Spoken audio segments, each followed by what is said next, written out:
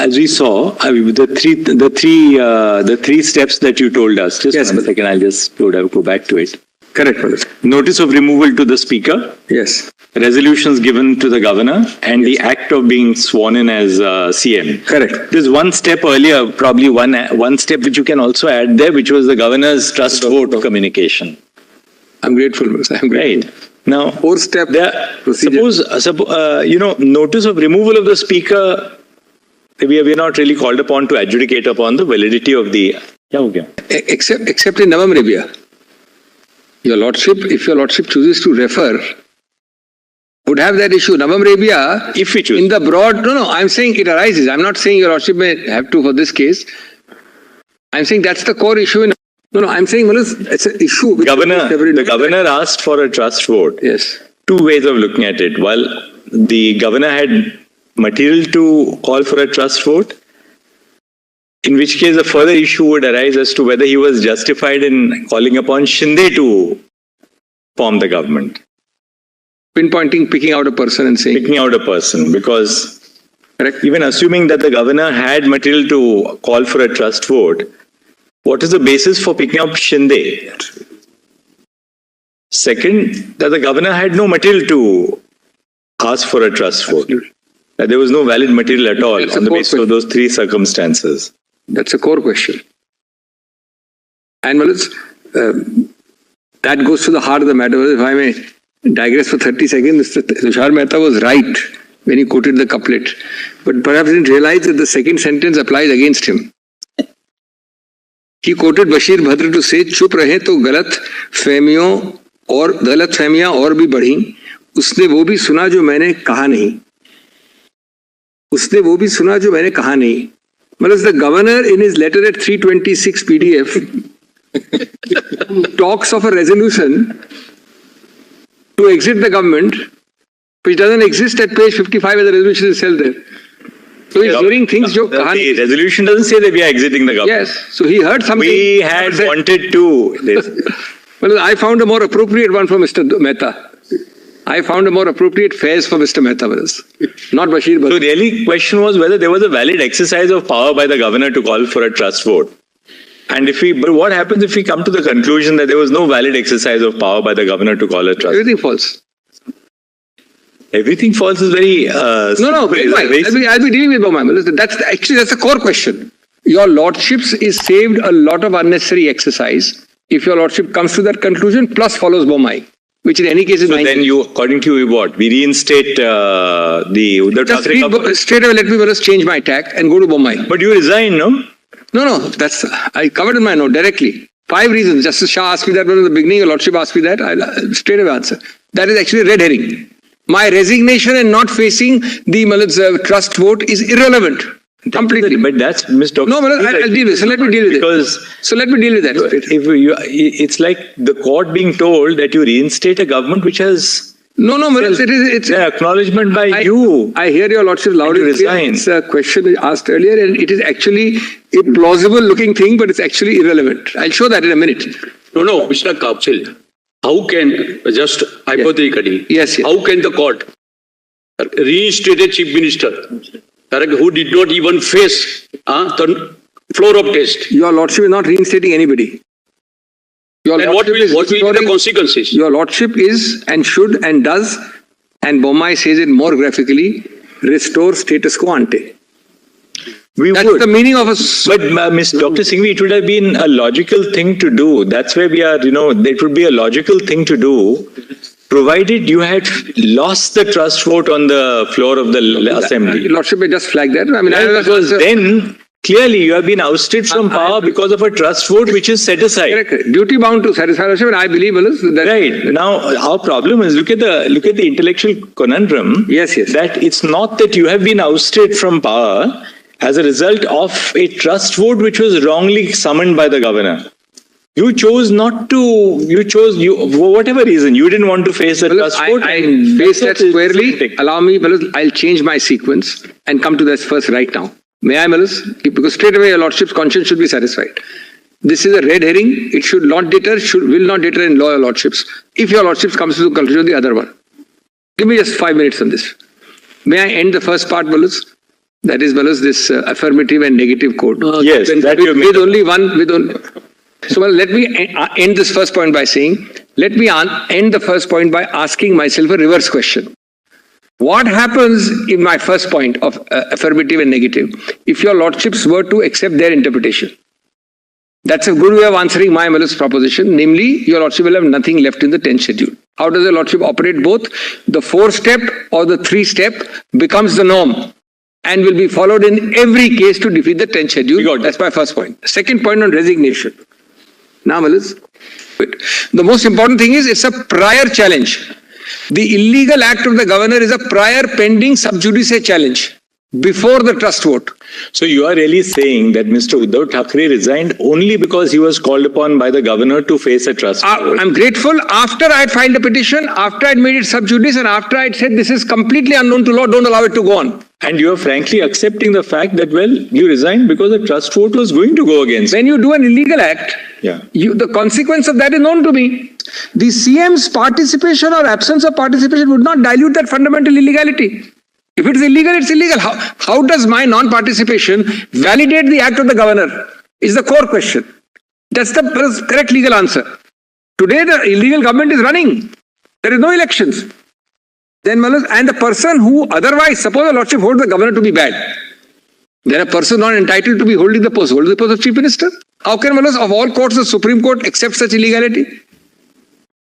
If your lordships powers are unique in this country, in that even your lordships can go beyond the law. Not contrary to law, beyond the law. Then what's the point if the governor's actions are held to be illegal? Actually, your lordships would be giving a Pyrrhic declaration and accepting that the illegality has borne the fruits of its illegality and people have enjoyed it. So I challenge a validity of an act. Let us say the Governor's Act. Let me say competence of a legislation. Let me say fundamental rights. Versus the eligibility of certain people to act under the act, to sit there and act.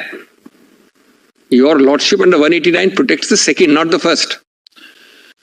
If the governor's action is bad, will 189 ever protect it, Mr. Leonard friends, two of them argued at great length on 189. Did they answer the question? Ultimately, the core question, my lord, is just formulated either way, this way or that way. Is the governor valid or not valid? If your lordship holds him to be invalid, 189 comes only after your lordship holds something to be invalid. Otherwise, it doesn't come into play. 189 is said in the context of the vote in the House. So, with respect to... Exactly. So, therefore, 189, your lordships can and may, and in this case perhaps should, in the intervening period of 7-8 months, the decisions taken by an otherwise illegally constituted government may be valid under 189. That's the real commonsensical way of implementing it, I am not suggesting that somebody's appointment is quashed, somebody's transfer is gone, somebody's policy decision. So what you're really saying is, liquor policy, therefore that is gone. Saying is that Article 189 recognizes a de facto doctrine. De facto doctrine. What the de facto doctrine does is to legitimize the acts of an authority whose original appointment is found to be invalid. Subsequently found to be invalid. Correct. But that does not validate the original appointment itself. Or calling for that goes back to the same thing, First act was what? The governor being approached, governor calling.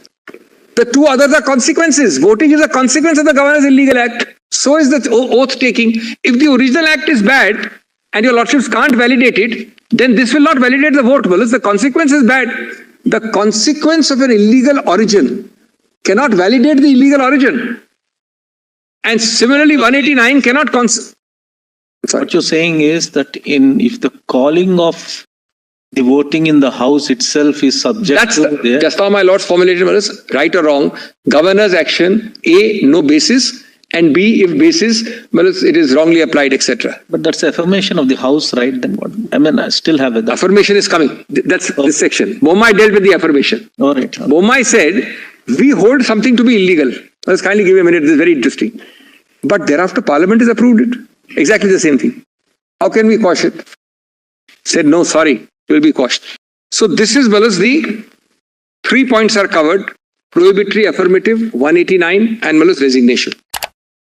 Now, the fourth point is this prospective and retrospective of the EC. They're all important queries which fell from my lord. My lord, the Chief Justice asked this question more than once. Petition is filed on 19th July. 17th February is the order. Now, the order to be retroactive, question number 1, retroactive from when? There are 3 possibility retrospectivities. Look at the consequence. Whether the Lordship doesn't hold it to be without the consequence. 3. One is, it is retroactive from the date the Shiva Sena was recognized as a 29A political party. That is 1990 or 92. I'm giving you 3 alternatives. I'm not... because today I am the Election Commission, I hold that this is the Shiva Sena. If it is retroactive, logically it should go to the date when 29A. But let's leave that. Second, it goes back to 21st June when this action started. And third, it goes to 19 July when the petition was filed. There are only 3 possibilities, Malus. In all of these, the consequences would be that, Malus, actually everything, I would be guilty, but I am actually, I mean people who have remained with Mr. Thackeray. I'm just using a phrase because there's no other phrase available. And people who have left. Now, the people who have followed the 10th schedule and remained with Mr. Thackeray would be actually liable for disqualification if your Lordship relates back that.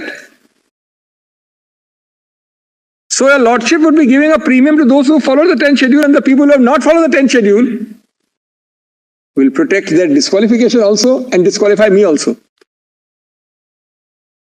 Whereas your Lordships will not avoid the inevitable consequence by, of course, your Lordship's words can always, that's the logical consequence of retroactivity.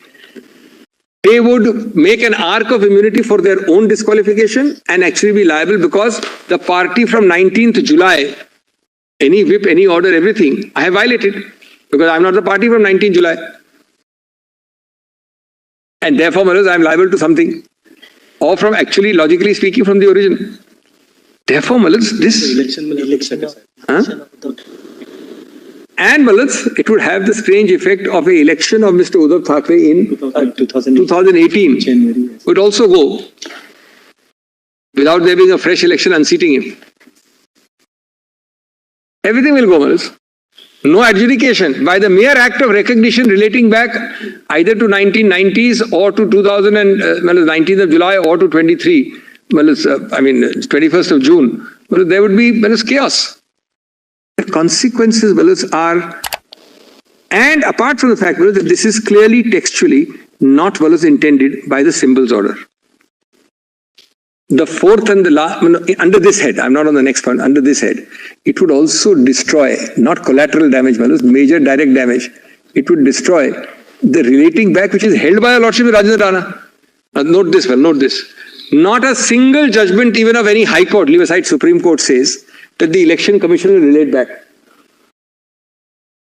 A Constitution bench has held the field for very long saying a disqualification 10th schedule order relates back.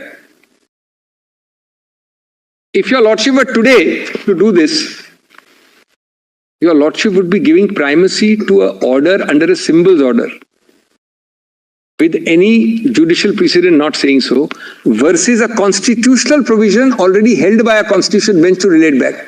And your Lordships cannot reconcile a relation back of disqualification with a relation back of the EC. It can't be reconciled. Today, suppose tomorrow the Speaker disqualifies Mr. ABC. It is common ground by Rajendra Rana and many other cases. It relates back to June 22.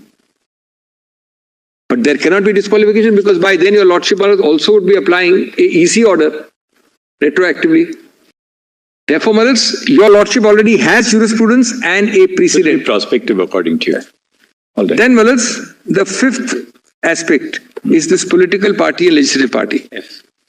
Now, F is a very important part. Actually, it goes to the root. This is the political party versus legislative party debate, but from an angle different than Mr. Sibbal's. The 10th schedule defines a legislature party in terms of a political party. That is, conclusive, I say. According to me, I may be wrong. It's conclusive. Legislature party is defined in terms of the political party. I've quoted the definition. And your Lordship is concerned with a whip. Whip is peculiarly a political party activity.